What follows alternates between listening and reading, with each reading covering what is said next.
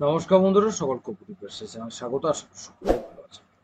বন্ধুরা, ডাব্লিউবিএসএসসি 25,753 জন শিক্ষক এবং শিক্ষাকর্মীর চাকরি কি আদৌ থাকছে, কি হতে চলেছে, কি আভাস মিলতে চলেছে, সেই সমস্ত বিষয় নিয়ে আজকে খুব গুরুত্বপূর্ণ ভিডিও। তাই সকলকে বলবো ভিডিওটি প্রথম থেকে শেষ পর্যন্ত অবশ্যই দেখবেন এবং বিস্তারিত অবশ্যই জানবেন।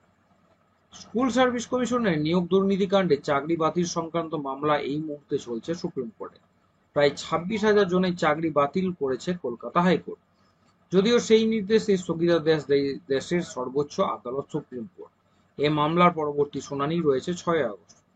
সংশ্লিষ্ট মহল মনে করছে মোট 25,753 জন শিক্ষক ও শিক্ষাকর্মীর চাকরি থাকছে না বাতিল হচ্ছে তার একটা আভাস মিলতে পারে সুপ্রিম কোর্টের আগামী শুনানিতে। আদালত ইতিমধ্যেই বিস্তারিত তথ্য জমা দিতে বলেছে। সব পক্ষের বক্তব্য শুনবে সুপ্রিম কোর্ট, তারপরেই তার রায় জানাবে। 2016 সালে এসএসসির মাধ্যমে নিয়োগপ্রাপ্ত মাধ্যমিক, উচ্চ মাধ্যমিক স্তরের শিক্ষক, গ্রুপ সি এবং গ্রুপ বি স্তরের শিক্ষাকর্মী মোট 4 ধরনের নিয়োগ এর সঙ্গে জড়িয়ে রয়েছে। তাই সবকিছু এক জায়গায় আনতে আদালত একটা কমিটি গঠন করেছে। সাহায্য করছে এসএসসি এবং শিক্ষা দপ্তর এক্ষেত্রে।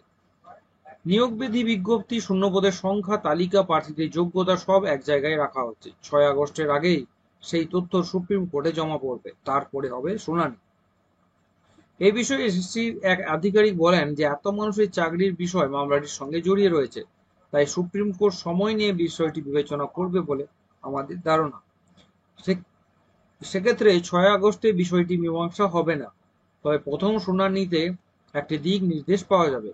এর আগে শুনানিতে সুপ্রিম কোর্ট জানিয়েছিল তারা এই মামলার সঙ্গে জড়িত 5 পক্ষের বক্তব্য জানবে আগে। 2 সপ্তাহের মধ্যে সেই বক্তব্য জানাতে হবে রাজ্য, সিবিআই, এসএসসি, মূল মামলাকারী এবং যাদের চাকরি নিয়ে মামলা হয়েছে তাদেরকে। 3 সপ্তাহ পরে অর্থাৎ আগস্টের প্রথম সপ্তাহে মামলাটির পরবর্তী শুনানি হবে বলে বলা হয়েছিল। শুনানিতে সুপ্রিম কোর্ট জানিয়েছিল যে 5 পক্ষের বক্তব্য শোনা হবে। এই 5 পক্ষ হলো রাজ্য সরকার, এসএসসি, মূল মামলাকারী, চাকরিহারা এবং সিবিআই। শুধু তাই নয়, সুপ্রিম কোর্ট আরও জানিয়েছে যে অন্য কোনো পক্ষ তাদের বক্তব্য জানাতে চাইলে লিখিতভাবে সুপ্রিম কোর্টে জানাতে পারবে, তবে এই বক্তব্য সীমাবদ্ধ রাখতে হবে 5 পাতার মধ্যে, তার বেশি কিন্তু নয়। সুতরাং বোঝাই যাচ্ছে যে পরবর্তী শুনানিতে কিন্তু একটা দিক নির্দেশ হতে চলেছে এই 25,753 জন শিক্ষক এবং শিক্ষাকর্মীর চাকরি নিয়ে কি হতে চলেছে সেই নিয়ে।